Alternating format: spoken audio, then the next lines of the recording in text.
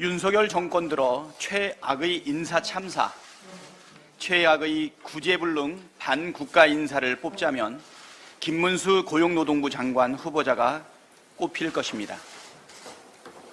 어제 김문수 고용노동부 장관 후보자 인사청문회가 있었습니다. 경악스럽고 분노가 치밀 수밖에 없는 장면의 연속이었습니다. 박근혜 탄핵은 부당하며 역사적으로 재평가될 것이다. 문재인은 빨갱이, 기생충이다. 1919년은 일제 식민지 시대인데 무슨 나라가 있냐. 현재까지 계속되는 김문수 후보자의 반민주주의, 반국민, 반국가, 극우 친일 뉴라이트 본색의 극한 망언들입니다. 어떻게 이런 사고방식을 가진 사람을 대한민국 국무위원 자리에 앉히겠다고 하는 것인지 정상적인 국민은 대통령의 발상을 도저히 납득할 수 없습니다. 더욱이 노조가 자살 특공대를 만들어 투쟁한다. 불법 파업에는 손해배상 폭탄이 특효약이다. 이런 반노동 저주를 퍼붓는 사람을 노동부 장관 후보로 지명한다는 게 도대체 말이 되는 것입니까? 독도는 일본 땅이라고 주장하는 사람을 국방부 장관에 앉히는 꼴과 뭐가 다릅니까? 우리 국민은 이미 김문수 후보자에게 부적격 판정을 내렸습니다. 그나마 어목했던 시절 노동운동에 복무했다는 일말의 명예라도 지키고 싶다면 김문수 후보자는 오늘 당장 자진사퇴하십시오. 윤석열 대통령도 계속해서 국민과 싸우려고 작정한 게 아니라면 지금이라도 김문수 후보자 지명을 취소하십시오. 아울러 공영방송 파괴자 이진숙 방통위원장 임명, 김영석 독립기념관장 등 대한민국 정체성을 뒤흔드는 친일 뉴라이트 인사 등용 등 국민분열 망국 인사를 중단하고 철회하십시오. 국민의 인내심도 이제 한계에 다다랐다는 점을 명심하기 바랍니다.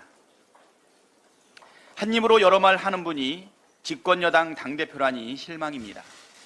한동훈 국민의힘 대표가 순직해병 특검법 발의는 하지 않고 또다시 말을 바꿨습니다. 당대표 선거 때는 대표가 되면 공수처 수사 종결 여부와 무관하게 제3자가 공정하게 특검을 고르는 내용의 최상병 특검법안을 발의하겠다고 해놓고 어제는 원칙적으로 보면 특검은 수사가 진행된 이후 하는 것이다 라고 말을 바꿨습니다. 이러다가 내가 언제 특검법을 발의한다고 했느냐고 말을 바꾸지 않을까 싶습니다. 본인이 하겠다고 국민께 약속한 법안 발의는 하지 않고 용산의 마음을 먼저 헤아리며 계속 말을 바꾸고 있으니 안쓰러운 마음까지 듭니다. 당대표에 당선된 지 한 달이 훌쩍 넘었는데 시간이 모자라진 않았을 테고 능력이 모자란 겁니까? 아니면 의지가 박약한 것입니까? 국민께 거짓말을 한 게 아니라면 오늘이라도 특검 법안을 발의하길 거듭 촉구합니다. 국민의 기억력을 낮잡아 보다간 큰 코 다치게 될 거란 조언도 함께 드립니다. 민생회복 지원금에 대한 한동훈 대표의 삐딱한 생각도 바로 잡아드립니다. 한동훈 대표가 민주당의 1인당 25만 원 민생회복 지원금을 두고 여당도 5만 원만 더 얹어서 30만 원 지급하면 쉽겠지만 그러면 나라가 망한다 하고 주장했습니다. 그러면서 복지란 꼭 약자에 국한돼야만 하는 게 아니고 모든 사람들을 대상으로 꼭 필요한 곳에 집중돼야 한다고 덧붙였습니다. 팩트가 잘못됐습니다. 첫째, 민생회복지원금은 복지정책이 아니라 경제정책입니다. 소비 진작을 위해 내수경기 회복을 도모하는 경제정책이기 때문에 전 국민에게 보편 지급하는 것이 당연합니다. 둘째, 25만 원 줘서 나라가 망했다면 대한민국은 이미 코로나 시국에 재난지원금을 지급했을 때 이미 망했어야 합니다. 그랬습니까? 셋째, 인색한 부자 정당이 아니라 현실 세계 사람들의 어려움에 집중하겠다고 말씀하셨는데 그렇다면 줄 폐업하고 있는 소상공인, 자영업자들은 현실이 아닌 공상의 세계 사람들이라는 것인지 정부의 초부자 감세를 반대한다는 것인지도 명확하게 입장을 밝히기 바랍니다. 방통위의 불법적인 방송 장악 시도에 법원이 제동을 걸었습니다. 어제 서울행정법원이 방통위가 임명한 차기 방송문화진흥회 이사 6명의 임명 효력을 정지했습니다.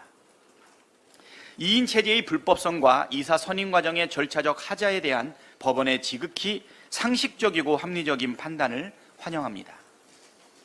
이번 판결이 윤석열 정권 들어 계속되는 언론 자유 탄압과 방송 장악의 악순환을 끊어내는 계기가 되기를 바랍니다.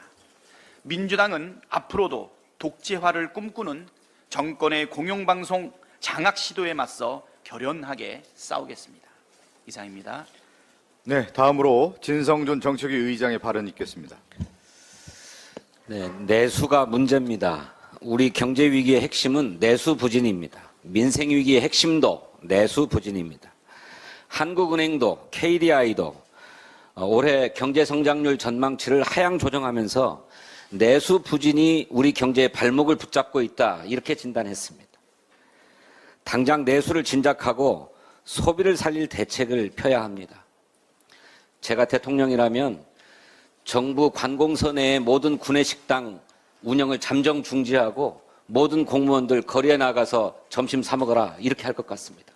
그리고 국민들께도 정부가 소비 쿠폰을 다 드릴 테니 제발 소비해 주십시오, 이렇게 호소할 것 같습니다. 민생회복지원금은 내수 진작을 위한 마중물입니다. 그러나 정부 여당은 이를 거부하고 있습니다. 지난 25일 정부는 추석자금으로 40조 원을 풀겠다고 밝혔습니다. 그런데 그 40조 원 신규 자금의 대부분은 대출과 보증입니다. 자영업 소상공인의 빚은 이미 포화 상태가 아닙니까?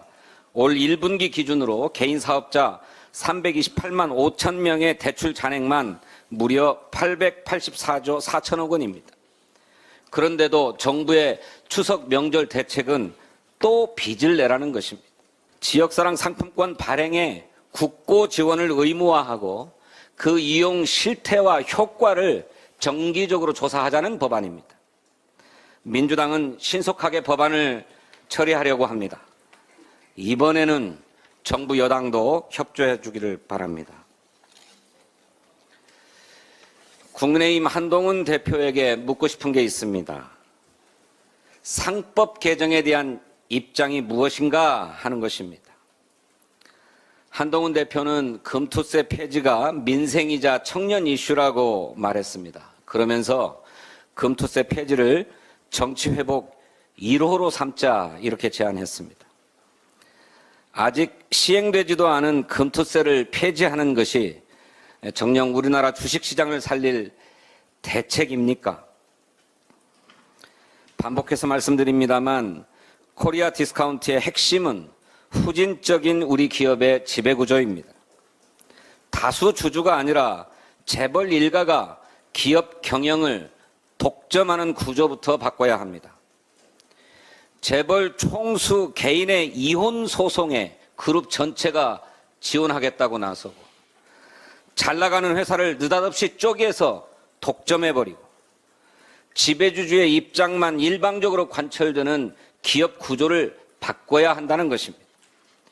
그러려면 상법을 개정해야 합니다. 민주당이 발표한 코리아 부스터 프로젝트처럼 이사의 충실 의무 대상을 주주로까지 확대하고 지배주주의 영향을 받지 않는 독립이사 선임을 의무화해야 합니다. 또 감사위원인 이사의 분리선출을 확대해야 합니다. 대기업의 집중투표제를 활성화하고 권고적 주주 제한도 허용해야 합니다. 한동훈 대표가 우리 주식시장 활성화에 정말 진심이라면 이러한 상법 개정에 대한 입장부터 내놓기를 바랍니다. 그리고 여야 당대표 회담에서 상법 개정 등 코리아 부스터 방안에 대해 진지하게 논의해 주시기를 바랍니다. 감사합니다. 네, 다음으로 김용민 원내 정책수석의 발언 있겠습니다. 네, 한동훈 대표 본인이 주장하던 제3자 추천 특검법을 우리 당이 수용할 수 있다고 하니까 이런저런 핑계를 대면서 최혜병 특검법 발의를 사실상 거부했습니다. 한 달 만에 나타난 한동훈 대표가 제일 먼저 한 것이 국민에 대한 기만과 거짓말이었던 것입니다. 한편 대통령은 지난 기자간담회에서 공수처 수사 결과를 보고 특검 여부를 결정해도 늦지 않다라고 했고, 한동훈 대표도 비슷한 취지의 말을 했습니다. 최혜병 특검법을 하지 않겠다라는 말입니다. 대통령과 한동훈 대표는 최혜병 사건의 진실이 밝혀지는 것이 두려워서 그러는 것 같습니다. 그렇기 때문에 계속 거짓으로 시간 끌기만 하고 있습니다. 공수처 수사를 지켜보자는 말이 얼마나 허황된지 말씀드려 보겠습니다. 최혜병 사건은 공수처의 기소권이 없습니다. 공수처 법에 그렇게 나와 있습니다. 공수처가 수사를 아무리 잘하더라도 기소를 하기 위해서는 서울중앙지검으로 사건을 이첩해야 합니다. 그렇게 되면 최혜병 사건은 다시 사건이 묻혀질 수 있습니다. 대통령의 최측근 검사장이 서울중앙지검장으로 왔기 때문입니다. 김건희 여사 명품백 뇌물수수 사건을 무혐의 했던 것과 비슷하게 서울중앙지검 이창수 지검장에게 최혜병 사건을 맡기는 것은 고양이에게 생선을 맡기는 것과 다를 바가 없습니다.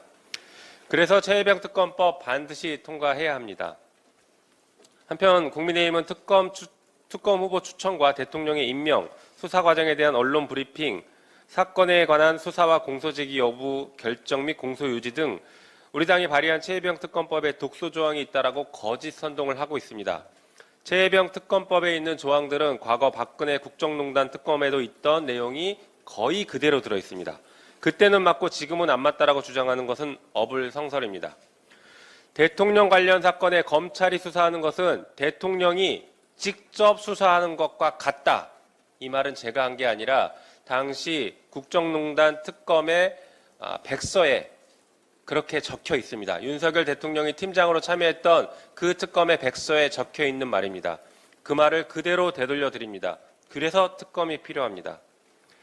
한편 검찰이 김건희 여사 명품백 뇌물수수 사건 무혐의 결정에 대해서 수사심의위원회 소집을 결정했습니다. 이원석 검찰총장의 지시로 했는데 철저하게 윤석열 대통령의 이익을 위해서, 김건희 여사의 이익을 위해서 꼼꼼한 지시를 한 것으로 보여집니다. 이원석 검찰총장은 호기롭게 수사심의위원회를 소집하면서 서울중앙지검 수사가 증거 판단과 법리 해석이 충실히 이루어졌다. 임기 내에 마칠 수 있을 것이다 라고 했습니다. 이럴 거면 왜 소집합니까? 증거 판단과 법리 해석이 충실히 이루어졌는데 수사심의위원회를 소집하는 것은 면죄부 주기 위한 수순이 아닐까 되묻고 싶습니다. 그래서 특검이 필요합니다. 주가 조작과 명품백 사건에 대해서 온 정부가 나서서 처벌을 막고 있습니다. 반드시 특검법을 통과시켜야 되는 이유입니다. 평범한 사진을 합성해서 음란물로 만드는 딥페이크 성범죄가 심각한 수준입니다. 대학생뿐만 아니라 초, 중고등학생, 교사, 군인들까지 그 피해 규모를 구체적으로 파악할 수 없을 정도로 확산되어 있습니다. 피해자들은 자발적으로 피해 학교 명단을 만드는 지경에 이르렀는데 초중고 대학교까지 200여 곳이 넘습니다. 앞으로 얼만큼 더 많이 확인이 될지 정말 두려운 상황입니다. 수사당국은 그동안 뭐 했는지 묻고 싶습니다. 김건희 여사를 지키려는 노력의 10분의 1일만이라도 국민을 위해서 힘을 썼다면 이 지경에 이르지 않았을 것이라고 생각합니다. 10대 청소년들이 공포에 떨고 있습니다. SNS에 올렸던 자기 사진을 스스로 삭제하고 있습니다. 피해자가 직접 피해를 예방하는 수고를 하는 동안 국가의 부존재만 크게 느낄 것입니다. 여성가족부 장관은 지난 2월 이후 공백 상태입니다. 여성가족부 장관 공백이 장기화되면서 이런 사건에 대해서 피해를 예방하고 보호해야 될 여가부가 아무런 역할을 하지 못하고 있는 것 아닐까라는 우려가 제기되고 있는 것입니다. 지금이라도 당장 대책을 마련해야 합니다. 정부가 손을 놓고 있다면 더불어민주당이 먼저 나서겠습니다. 딥페이크 성범죄자들을 철저하게 수사하고 처벌받을 수 있도록 미흡한 현행법을 개정하며 국민의 생명과 안전을 지켜내도록 하겠습니다. 이상입니다.